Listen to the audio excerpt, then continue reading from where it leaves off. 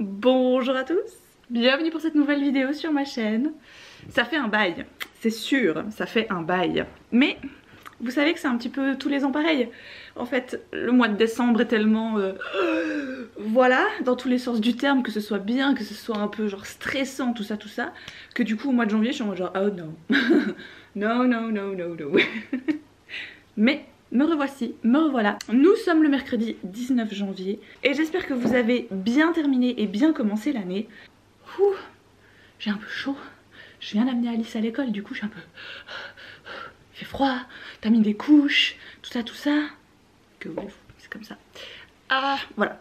Alors comme ça fait un moment que je ne suis pas venue vous parler ici, eh bien j'ai beaucoup de lectures à rattraper. Si ça ne vous intéresse pas, ces moments un peu avis lecture, sachez que je vais tout mettre je pense au même moment, donc maintenant. Donc vous avez le petit timer, si vous voulez passer à l'étape suivante, je vous laisse libre à vous, n'est-ce pas? Ou si vous voulez mettre en accéléré cette partie, parce que vous dites j'aimerais bien savoir quand même ce qu'elle dit, mais souvent elle parle un peu beaucoup. Moi c'est ce que je fais, je mets plein de vidéos en 1.5. It's my life, voilà. Donc je terminais l'année avec 3 lectures. Il y avait d'abord l'Odyssée de Noël de Anne Perry. Je crois que je vous quittais là-dessus d'ailleurs. Donc ça c'était sympa, c'est un petit polar qui se passe à l'époque victorienne, toujours à la période de Noël. Anne Perry elle en sort un par année. Et là c'est un jeune homme de la haute société qui a disparu dans les bas-fonds de Londres. Et puis l'ami du père de ce jeune va aller un peu dans ces genres d'endroits un peu sordides pour le retrouver.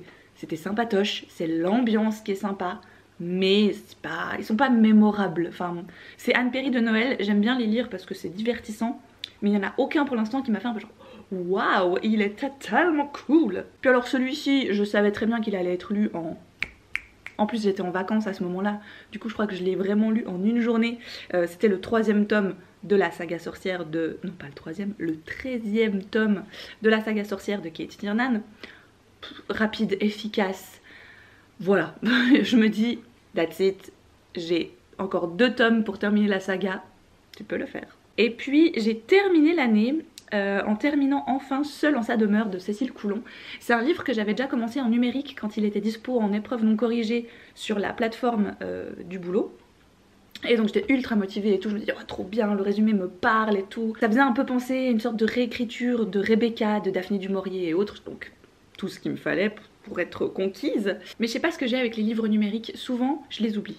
Voilà, je sais pas, c'est le fait de pas avoir le livre physiquement dans la main, de pas le voir traîner sur mes tables, sur mes chaises, sur mes bibliothèques, je sais pas. À chaque fois, au bout d'un moment, c'est comme si mon cerveau il... Non, en fait, tu les as pas vraiment. Donc bref, j'ai lu peut-être 50 pages en numérique et puis après, voilà. Il est sorti en papier, je l'ai pris et du coup j'ai terminé le restant du début des 50 pages en papier. J'ai bien aimé l'histoire, on va rencontrer Aimée qui va épouser Kandre Marcher. Sauf que Kandre Marcher a déjà été marié une première fois, sa première femme est décédée très peu de temps après le mariage. Et depuis c'est un peu un mystère ce qui plane autour de ce domaine Marcher. Dans le domaine il y a bien sûr des domestiques dont Henria, la femme à tout faire, et son fils Angelin. Et donc Aimée va arriver dans ce domaine, Kandre est adorable, presque trop, il ne lui cache rien, elle peut vraiment fouiller partout. Elle se pose un peu des questions sur l'état de santé de la précédente épouse, ce qui lui est arrivé, mais non, vraiment Kandre lui laisse vraiment le champ libre quoi. Elle peut tout regarder, tout fouiller, il n'a rien à lui cacher. Mais tu te poses des questions à savoir qu'est-ce qui s'est vraiment passé autour de cette ancienne épouse, de quoi elle est morte, alors t'apprends des choses et autres et autres. Donc tout ça en fait vraiment a créé chez moi un peu cette frénésie de lecture. Vous savez, je vous dis des fois je suis un peu genre il m'en faut encore. Et bien c'est exactement ce qui s'est passé. Je me souviens qu'il me restait peut-être à peine 50 pages le 31 au soir avant qu'on parte. On était attendus pour une soirée du 31. Et vraiment j'étais genre mais je vais pas y arriver, pourquoi, comment, ah. Et non, je n'y suis pas arrivée. On est rentré vers 1h30 du matin de notre soirée. On a été se mettre au lit, c'était 2h, j'étais crevée. Mais je tenais à finir, mais il me restait vraiment plus grand chose là, il me restait peut-être 20 pages je pense. J'étais là, je les aurais. Je pense qu'en fait mon cerveau a tellement imaginé de scénarios possibles qu'au final le vrai, celui du livre, ne m'a pas plus impressionné que ça. J'ai pas été spécialement déçue, la plume est belle, on peut pas lui enlever ça, c'est très bien écrit, c'est très bien raconté, mais j'ai trouvé que l'histoire, l'intrigue en tant que telle, elle était pas dingue. Et c'est clair que quand ce genre d'ouvrage te fait un peu penser à un autre livre que tu as adoré dans le même style, donc je parle de Rebecca de Daphné du Maurier, ben tu ne peux pas t'empêcher de faire des rapprochements en fait, et des comparaisons. Voilà, et bien que Cécile Coulon écrive très bien, bien là par contre l'intrigue était pas à la hauteur de son style, si je puis dire. Donc voilà sur quoi j'ai terminé l'année. Et donc j'ai commencé sur les chapeaux de roue, car si je m'en réfère à mes petits stats sur Livre Addict, ce que je prends pour vous faire la liste c'est plus facile, j'ai tous les titres les uns sous les autres comme ça. Déjà au mois de janvier, là maintenant, donc nous sommes le 19, j'ai lu 7 livres. Je sais pas où, je sais pas comment, j'ai lu 7 livres. Oui, nous avons terminé, j'avoue on a terminé ça genre le 1, le 1er janvier je crois. Avec Vincent on s'est remis, enfin on s'est dit là, go, on peut le faire. On a enfin lu le tome 14 de l'Épouvanteur. Pour moi, l'Épouvanteur, c'est un peu une série pas aussi marquante qu'Harry Potter, mais je l'ai vraiment découverte à sa sortie. Le premier tome est sorti en 2004. Je me souviens de cette couverture toute noire avec l'Épouvanteur en doré dessus. Et surtout, ce résumé, quand tu tournais le livre, c'était noté « Attention, histoire à ne pas lire la nuit ». Et moi, ça m'a vraiment genre...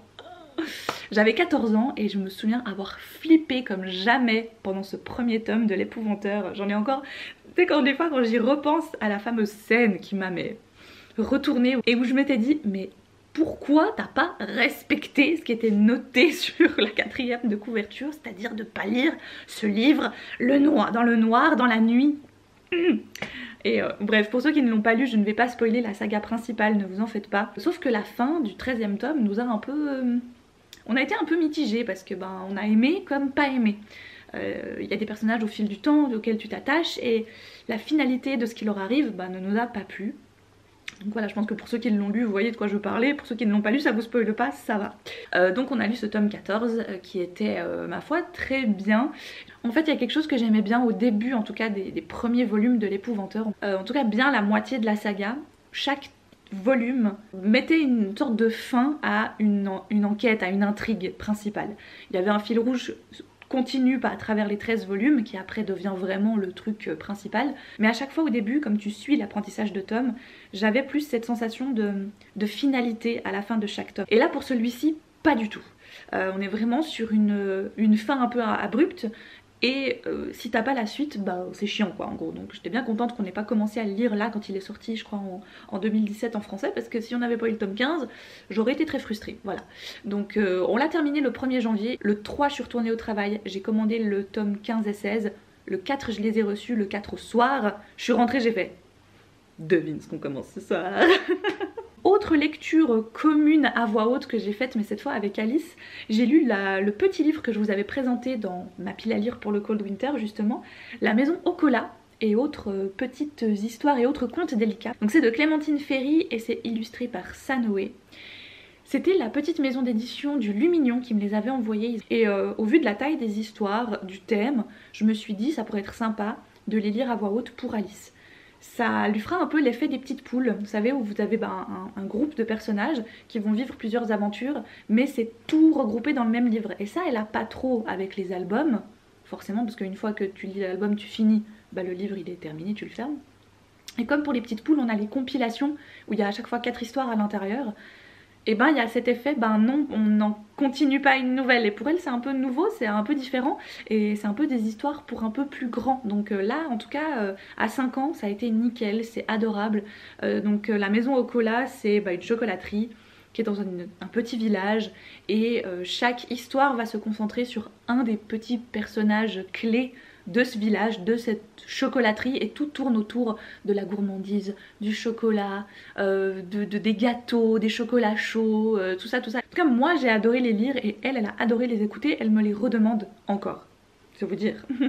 Après le prochain, je savais que si je le lisais pas, ma mère allait me tomber dessus.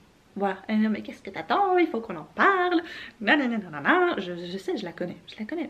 Donc j'ai lu Le Passager sans visage de Nicolas Beuglé. Alors je savais que j'allais le lire, parce que déjà il se prêtait complètement au Cold Winter Challenge, mais alors vraiment, et il était très bien, et ça je le savais, c'est un véritable page turner, parce que Parce que Nicolas Begley sait faire ça en fait, il sait manier le suspense. Techniquement c'est la suite logique au dernier message. C'est donc la deuxième enquête de Grace Campbell. Vivement cet automne qu'on ait la suite. Moi je vous le dis, hein, voyez, le monsieur il m'a habitué à sortir les livres en septembre. Moi en septembre je veux voir un Nicolas Begley de prévu, je te jure. Bref, donc dans le dernier message, Grace Campbell faisait une enquête qui a son importance quand même ici. À chaque fois je vous disais, on peut les lire indépendamment les uns des autres. C'est vrai, on peut toujours. Mais moi du moment que j'ai compris qu'il y avait un peu quand même une sorte de suite et qu'il y avait un ordre dans les enquêtes, je peux pas. Voilà, ma monomaniaquerie, elle me dit il faut commencer par celui-là. Tu peux pas faire autrement. Donc Grace Campbell a vécu un trauma dans son enfance et pour la première fois de sa vie, alors qu'elle a essayé de cacher ça, de vivre avec sans y penser, elle se dit qu'elle va enfin enquêter là-dessus. L'enquête est vraiment, vraiment géniale parce que, encore une fois, avec cet auteur, il va toujours prendre un sujet soit qui s'est passé, soit qui est vrai dans l'histoire, et il va l'adapter à son enquête, à son intrigue. Et là notamment il va faire référence aux contes des frères Grimm, pas tous mais une bonne partie, et puis il va aussi parler de cette histoire un peu farfelue mais qui a existé d'une certaine façon, qui a donné naissance au conte et à la légende du joueur de flûte de Hamelin. Donc vraiment il aime jouer un peu avec ce vrai, faux, ces légendes, toutes les choses qui se sont passées mais qui se sont un peu perdues, un peu étiolées au fur et à mesure du temps et qu'on a réarrangé pour que ce soit plus sympa, que ça fasse moins peur, ou ce genre de choses. Voilà, je pense que pour les gens qui ont lu les contes des frères Grimm, ou enfin les contes de notre enfance, mais les vrais, ceux d'origine, on est loin de Disney, hein, on se rappelle. Et donc à partir de ça, en fait, ça va la mettre sur plusieurs pistes, et il y a plein de choses qui se passent, et enfin bref, voilà, j'ai vraiment beaucoup aimé. Ça m'a beaucoup fait réfléchir, comme pratiquement à chaque fois avec cet auteur, il arrive à... Voilà, je les dévore en fait ces bouquins parce que clairement il arrive à créer cet effet de frénésie de lecture. Ensuite, je me suis réellement remise au livre audio. Alors je vous avais parlé d'une expérience de livre audio assez catastrophique. La voix et la façon de raconter l'histoire de la narratrice ne m'avaient pas plu du tout. Donc j'avais arrêté et j'étais jamais revenue au livre audio avant. L'avantage c'est que comme dans le groupe d'éditeurs qu'on a au boulot, on a les éditions Lizzy. Ben du coup j'ai tout le catalogue Lizzy que je peux avoir dans les oreilles et franchement c'est hyper cool. Du coup j'en ai déjà écouté 2. J'ai écouté Ce genre de petites choses de Claire Keegan. C'était déjà un livre que j'avais dans ma wishlist justement. Je suis un peu déçue de ne pas m'être remis au livre audio pile avant Noël parce que celui-ci se passe pile à la période de Noël. On arrive à la fin de l'année 1985 en Irlande et Bill, qui est livreur de charbon, vit sa petite vie. Il a beaucoup de travail en ce moment parce que c'est un des hivers les plus froids que l'Irlande ait jamais connu, donc le charbon ça y va. Il a un peu les préoccupations du père de famille basiques on va dire. Et un jour il va aller livrer le couvent voisin en charbon et il va entreapercevoir des choses qu'il n'était pas censé voir. Et donc il y a un peu le bruit qui court là-bas comme quoi les sœurs du bon pasteur de ce couvent utilisent à des travaux forcés les filles qui se sont pas mariées et qui sont enceintes et voilà, dont la situation familiale on va dire est très compliquée. Et qu'en plus de ça, après la naissance des enfants, les bonnes sœurs se font beaucoup d'argent parce qu'elles revendent les enfants illégitimes. Donc forcément que c'est quelque chose qui le marque, il se demande quoi faire et quand il va rentrer pour en parler à sa femme va dire non, genre ça nous regarde pas, ok, c'est pas nos oignons, on a assez de problèmes, on a assez de questions nous dans notre propre foyer, stop. Et sauf que lui il peut pas. Donc c'est vachement bien raconté, c'est vachement bien écrit. Je trouve que ça met très bien en avant la responsabilité individuelle aussi. Et le personnage est très réaliste et très touchant dans sa façon de réfléchir, de voir ça, de vouloir faire quelque chose, mais en gros la bonne société voudrait que non, tu fasses rien, tu laisses ça, c'est pas nos affaires, enfin voilà. En plus le fait que ça se passe à Noël et tout, ça ajoute un peu cet esprit, oui, conte de Noël. C'était vraiment très... oui, j'ai beaucoup aimé, je savais que je l'avais mis dans ma wishlist, pas pour rien. Après vous l'avez certainement vu passer, c'était mon post en partenariat avec les éditions Presse de la Cité. J'ai lu Bonne Minuit à Buckingham, donc c'est le deuxième volume de Sa Majesté mène l'enquête de S.J. Bennett. Il est sorti là au mois de janvier.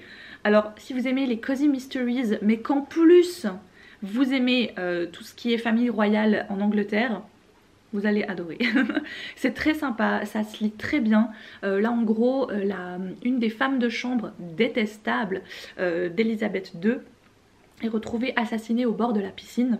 Et donc la reine, accompagnée de son personnel et autres, elle va faire appel à 2-3 personnes autour d'elle, va mener l'enquête. Alors moi j'ai beaucoup aimé justement ce côté à la fois un peu farfelu de se dire... La reine, on ne fait pas que promener ses corgis dans son jardin royal.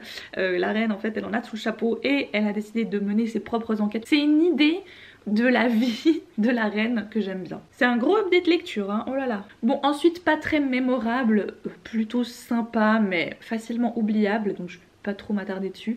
J'avais lu la petite nouvelle réécriture de conte 2.0 de Rainbow Rowell, The Prince and the Troll, qui était sympatoche, mais sans plus. Ça se passe aujourd'hui.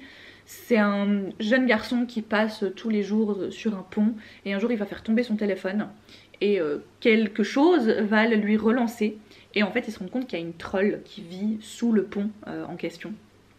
Puis il va commencer à parler avec, à lier une sorte d'amitié, de relation avec cette troll. Et pour finir, après promis je m'arrête là pour les lectures, je pense que on est bien, on aura fait la mise à jour complète. J'ai écouté L'Ami de Tiffany Tavernier, encore une fois chez Sabine Vespizer. Celui-là aussi il était dans ma wishlist et j'étais trop contente de voir qu'il était en audio chez Lizzie justement.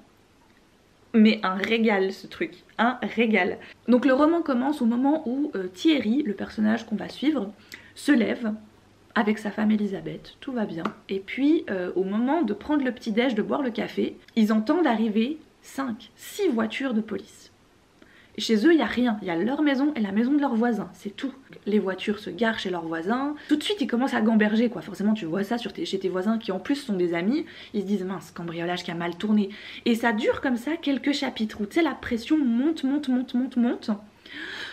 jusqu'à ce que y ait l'impardonnable. Donc la police sonne chez eux, ils sont interrogés, mais ils ne savent toujours rien, et donc toi non plus.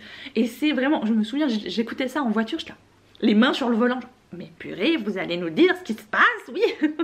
Donc c'était très bien amené, vraiment le début de l'enquête, de l'intrigue est vraiment crescendo quoi. Jusqu'à ce que tu apprennes le truc, ben il y a un peu la dégringolade en fait de ces personnages. Et genre maintenant on fait quoi? Comment on réagit à ça? On remet en question toute notre vie, on remet en question nos amitiés. À cause de ça, donc ce qui se passe chez leurs voisins, et ben c'est dans leur foyer que tout va exploser. Et j'ai beaucoup aimé en fait ce après. Qu'est-ce que ça laisse comme dégâts chez les gens autour de ces personnes-là en fait. Moi j'ai adoré ce bouquin.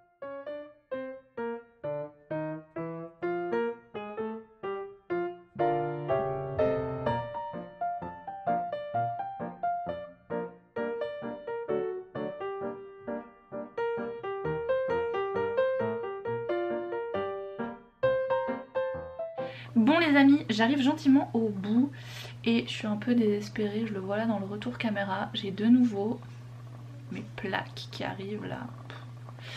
Je sais pas si vous vous souvenez, je crois que j'en avais déjà parlé l'année dernière. En fait j'ai ces plaques qui arrivent de façon totalement aléatoire. Et en fait j'ai pas de traitement à proprement parler que je peux prendre. J'ai été voir ma dermatologue plusieurs fois jusqu'à ce qu'on trouve un traitement qui fonctionne. Mais c'est quelque chose d'assez lourd que je dois prendre en fait pendant 2 mois et ça résout pas le problème en fait, ça l'efface sur le moment et donc jusqu'à ce que ça réapparaisse on est bon, mais ça soigne pas le problème en profondeur, c'est à dire que ça peut réapparaître comme là c'est réapparu. Alors c'est beaucoup moins violent que les dernières fois où je les ai eu, les dernières fois j'ai surtout eu là et c'était vraiment des grosses plaques. Là c'en est 2 petites on va dire comparées aux dernières fois. Mais c'est quand même toujours embêtant, mais je dois quand même encore l'appeler et je déteste téléphoner pour ce genre de choses. Et en gros la dermato, ce qui m'embête en quelque sorte, c'est que comme c'est un traitement quand même assez poussé, elle peut pas juste m'envoyer l'ordonnance comme ça et pour que j'aille chercher le traitement en pharmacie. Elle doit quand même me voir, Donc ça veut dire que je dois prendre rendez-vous, que je dois me déplacer jusque là-bas, que je dois attendre, qu'elle doit regarder ça, faire 2 photos et ensuite je repars avec mon ordonnance parce que techniquement comme ça fait déjà 2 fois, je suis quasiment sûre qu'elle va me remettre le même traitement en fait. Mais bon, ce n'est pas mon job, donc en même temps, je fais confiance aux professionnels.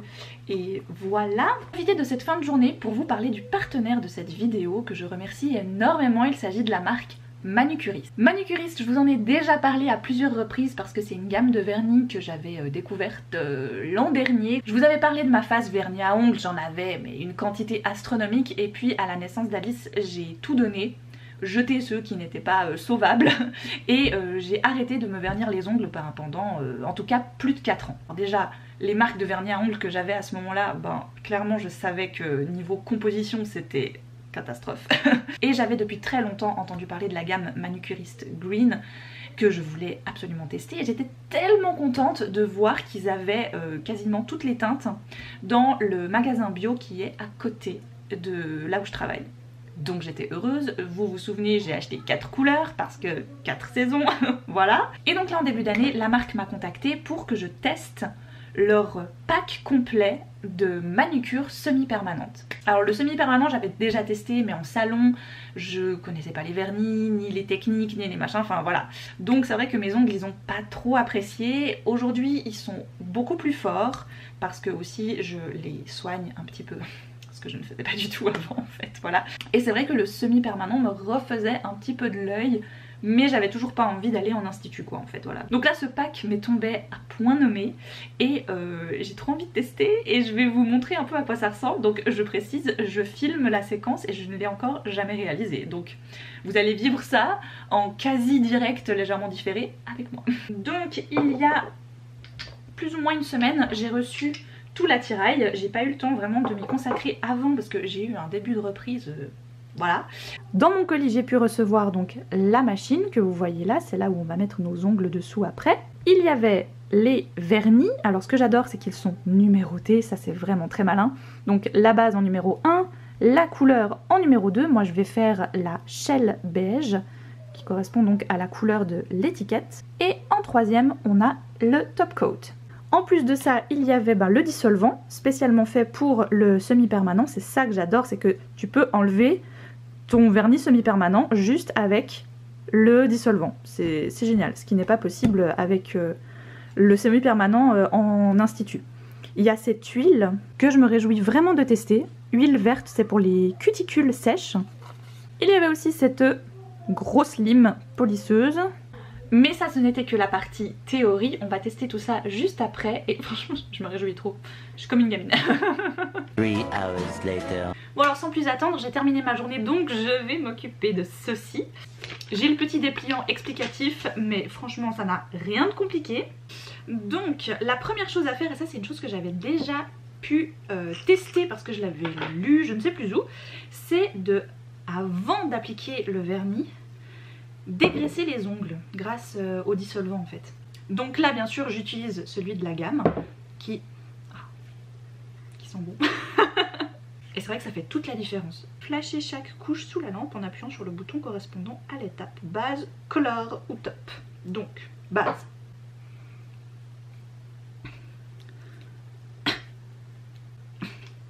J'ai failli pas réussir à l'ouvrir.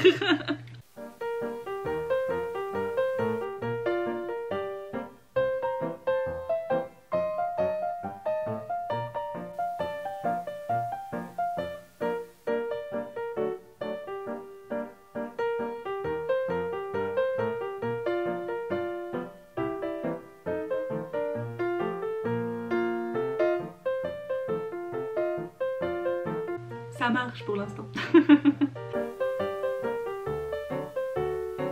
Numéro 2, la couleur.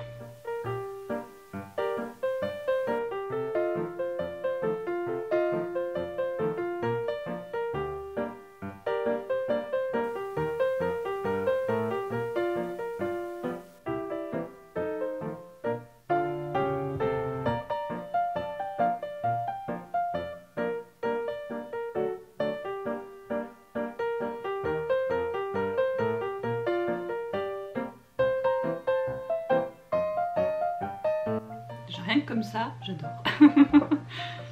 Allez, on termine par la dernière étape, le numéro 3.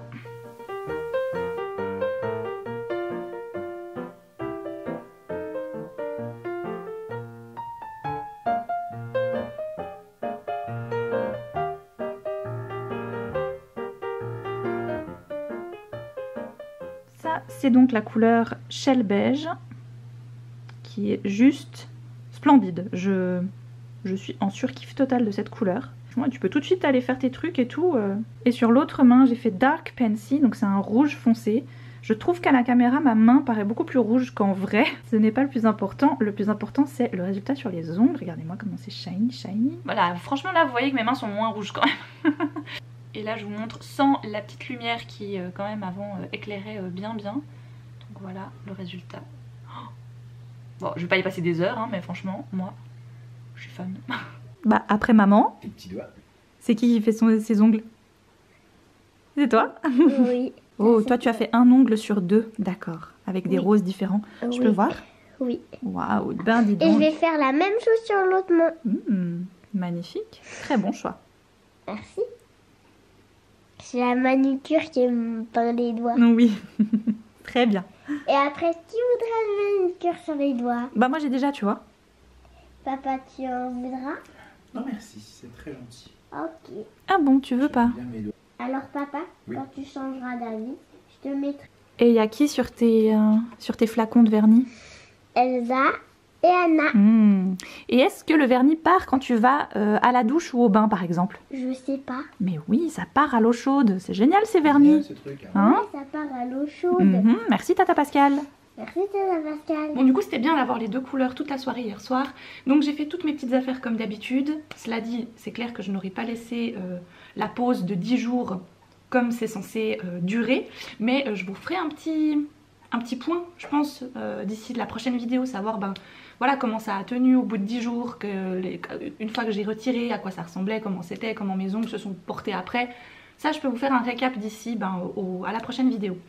Mais du coup, de les avoir eus hier toute la soirée, ça m'a permis de me décider. Et là, je pense que pour les 10 prochains jours, je vais laisser la teinte Shell Beige et je vais retirer donc la Dark Pansy. Donc le gros plus de cette manicure Green Flash, vous l'aurez compris déjà, un, c'est tu fais tout chez toi à la maison, t'es tranquille, pépouze.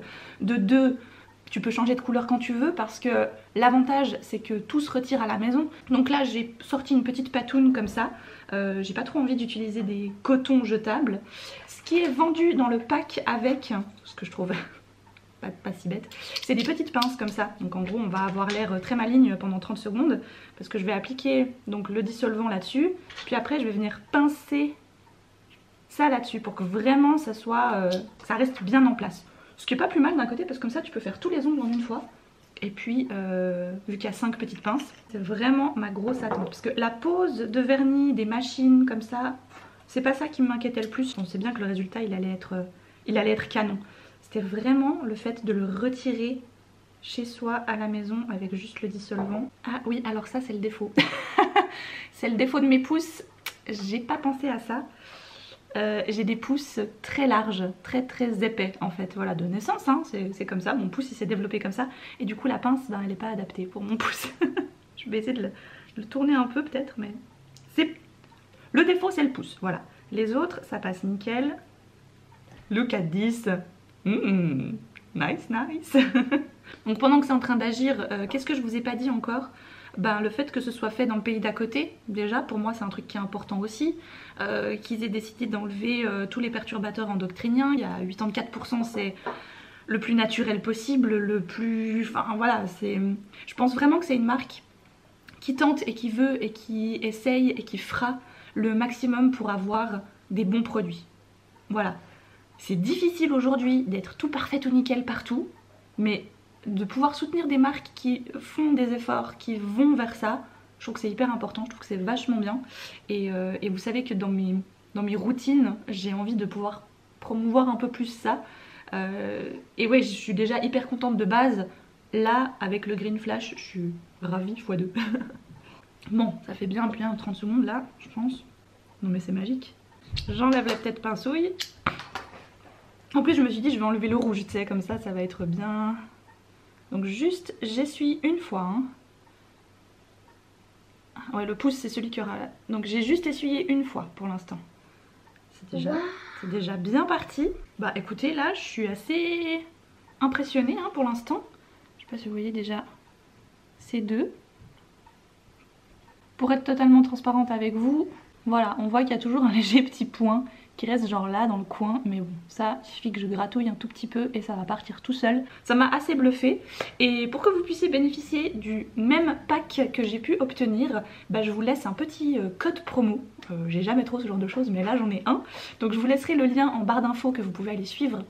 Si le pack vous intéresse, si cette petite démo vous a plu. Comme j'ai pas l'habitude de faire ce genre de choses, je vais m'arrêter là je crois. Voilà, et préparer ma liste de courses, et aller m'habiller, et finir mon café, et aller faire mes courses. Hey, c'est pas mal là. J'ai même les bibliothèques en fond, j'avais jamais vu que j'avais ce spot en fait. Et bah vous savez quoi, pour une fois, je suis hyper fière de moi, on a été faire des petites courses. Parce qu'habituellement, moi je suis toujours en mode il faut qu'on ait assez à manger, je vais faire des réserves, tu vois, enfin vraiment petite fourmi quoi. C'est depuis petite, je crois que c'est mon père qui m'a transmis ça en fait. L'effet de, on a des réserves, tu vois, quand on commence un, tu sais que t'en as un d'avance au cas où quoi, tu vois, donc j'ai ça pour beaucoup de choses à la maison. Et puis là ce matin en fait je me suis laissée un peu prendre par le temps. Alice jouait super bien, elle était en mode Lego et autres, j'ai dit je veux pas casser ce moment aussi, j'ai laissé couler. Finalement il était 11h15 quand on est parti faire les courses, et ça a été aussi, on a été à pied au petit magasin du village, et il y avait largement de quoi encore boutiquer 2-3 trucs, acheter 2-3 trucs pour qu'on ait les menus de la semaine qui soient faits quoi, et qui soient ok. Je me suis dit que je ne vous avais pas montré ce que j'avais terminé. Alors je n'ai que les bouts, mais maintenant il faut que j'assemble le tout. Donc tout ça en fait ça va me confectionner une jaquette ou un gilet, appelez ça comme vous voulez, nous on appelle ça une jaquette. Et voilà, donc là j'ai mes manches, j'ai un peu tout fait à l'œil et à me mesurer plus ou moins moi-même, donc je me réjouis de voir ce que ça va donner quand je vais les coudre. Parce que je ne sais pas, c'est la première fois que je fais ça, donc let's see, hein, voilà. Mais il faudrait que je me motive à coudre tout ça en fait, mais j'avoue que là aussi je suis en train de lire, je vais vous montrer en fait, je vous ai parlé de toutes mes précédentes lectures, je vous ai pas dit ce que j'étais en train de lire. Je suis en train de lire ça, 3e volume, je tiens le bon bout, j'ai dit que je le lirais et que je lirais le tome 4 en février pour un peu maintenir mon rythme on va dire. Mais ça va, je dois pas me forcer à me dire ah non pourquoi je m'étais dit ça, parce que c'est quand même vachement bien et vachement cool quoi. 3e volume des bannis et des proscrits. Et je trouve qu'il est un petit peu long à commencer, là je suis à 230 pages. Et voilà, alors comme toujours il se passe plein de trucs, il y a une pétée d'action, tu les vois souvent les personnages en plus ils sont séparés, donc tu suis une fois tel groupe, une fois tel groupe. Donc c'est pas à ce niveau là où tu t'ennuies, mais voilà, tu sais que tous les tomes font cette taille, il y en a 5, tu sais plus ou moins ce que devrait être le but de la quête, et tu dis ils en sont toujours que là. Oh my god. Mais voilà, en tout cas je passe un bon moment, c'est toujours si bien écrit en fait, c'est bien pensé, ça va ouais vite et pas vite en même temps, enfin je sais pas si vous voyez ce que je veux dire. Je suis très contente d'avoir repris cette saga, je vais lire ça, l'enfant est à l'école, le monsieur fait des trucs sur l'ordi et moi je vais me caler là, mon thé est en train d'infuser et après je vais rester là jusqu'à ce que je doive aller chercher la petite à l'école. Ça va être top. Ce soir ma maman vient, on est jeudi série, j'adore. Bon tu peux le faire avec pratiquement tous les jours de la semaine, hein, ça rime pareil mais le jeudi c'est bien parce que le jeudi, tout ça, enfin bref voilà. Et vous savez pas ce qu'on a recommencé, mais on n'est pas possible. Donc ça fait depuis quoi, la fin de l'été maintenant qu'elle vient ou que je vais, enfin qu'on a ce jeudi série. Et on a regardé des séries nouvelles, des choses qu'on n'avait jamais vues, tout bien quoi, on était vachement, hein, je trouve qu'on était bien quoi.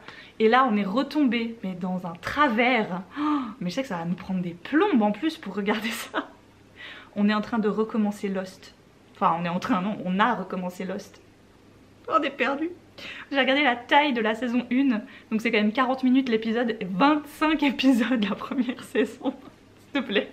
J'avais oublié à quel point les séries d'il y a 20 ans en fait elles étaient longues. Tu sais maintenant on a l'habitude de ces séries qui ont 10 épisodes, ils ont tout réglé, tout poussé, et là non, 25 meuf, ok. Va falloir t'armer de patience. Donc là on en a regardé 3 en un soir, ce qui est bien, ce qui est correct. Et pour terminer sur l'aspect série, j'ai fini hier soir la saison 2 de Why Woman Kill. Voilà, même Vincent il fait ça. Il a vu, je pense, 5 épisodes sur 10. Mais il fait ça. Non, franchement, elle était bien. Si vous aviez vu la première saison, vous voyez un peu l'ambiance de la série. Et la saison 2, comme elle a rien à voir, c'est pas du tout les mêmes personnages, c'est pas la même époque, c'est vraiment autre chose. Tu pourrais très bien regarder que la saison 1 ou que la saison 2, ça dérange absolument pas parce que ça n'a rien à voir. Mais j'ai adoré quoi en fait, vraiment. La saison 1 m'avait impressionnée pour plein de trucs, parce qu'il y avait 3 temporalités différentes, et puis qu'en fait, elles ont toutes vécu dans la même maison, donc c'était un peu ça le lien qu'elles avaient toutes. Et là, il y a vraiment cet effet, dans la saison 2, cet effet un peu miroir, qui se passe à un moment donné entre 2 personnages clés de l'intrigue. Et j'étais là, c'est tellement cool, c'est tellement malsain, c'est tellement génial. Voilà. Petit point sur mon après-midi, donc comme bien souvent, quand je suis en train de lire et que en fait dans ma tête il y a 1538 000 choses qui se bousculent, et pas des trucs chiants hein, au pire, voilà, mais j'arrive pas à lire. Non, j'ai quand même réussi. J'ai lu franchement j'ai lu 50 pages. Bon, c'est bien, c'est bien. Voilà, j'ai pas lu autant que ce que j'aurais bien voulu en fait, mais c'est bien.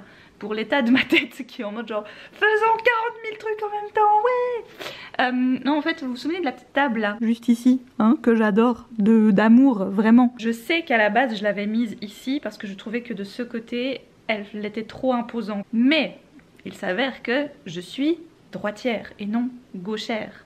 Et donc en gros... non mais oh là là, mon Dieu, quel souci. Oh là là, si c'est le seul problème de ta journée. Oui, c'est le seul problème de ma journée. Heureusement d'un côté. Le souci c'est que comme, tu vois, ma main gauche doit prendre la tasse quand je suis en train de lire, c'est pas ma meilleure main. Et ce serait beaucoup plus agréable si je mettais cette table de l'autre côté, comme ça je pourrais prendre mon thé de la main droite. Plutôt que de lire, de me concentrer sur ma lecture qui est comme ça, j'imagine en fait à quoi pourrait ressembler mon salon si je déplaçais ma table de lecture. Ah mais il y en a, ils ont des soucis dans la vie, je vous dis pas hein.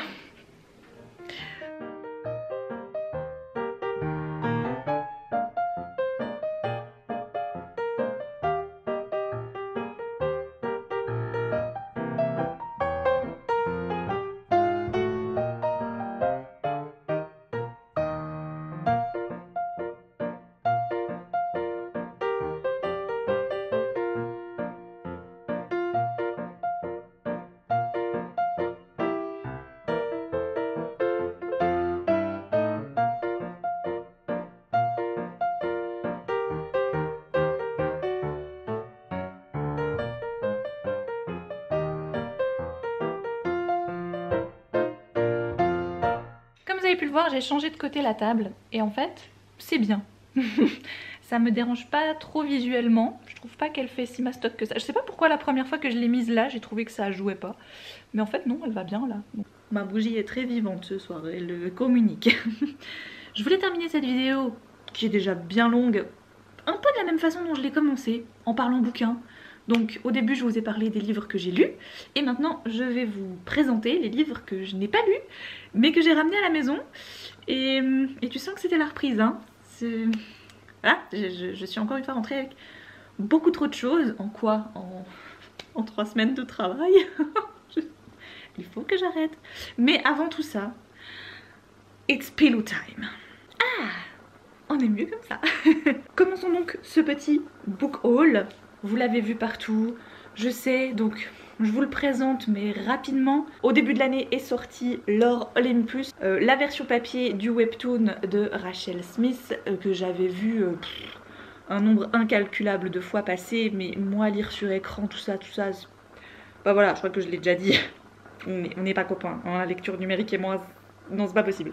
Donc quand j'ai vu qu'il allait sortir en version papier, j'étais mais plus que ravie. On est sur une version réécrite et contemporaine de l'histoire entre Perséphone et Hadès. Quand je l'avais présenté sur Instagram rapidement au début du mois, l'une d'entre vous était venue me dire aïe oui mais attention, je crois qu'il n'y a pas d'avertissement au début du bouquin, c'est quand même voilà. Et en fait si, il y a une mise en garde si jamais, donc il y a les triggers, on y rencontre de la maltraitance physique ou psychologique, des traumatismes sexuels et des relations toxiques.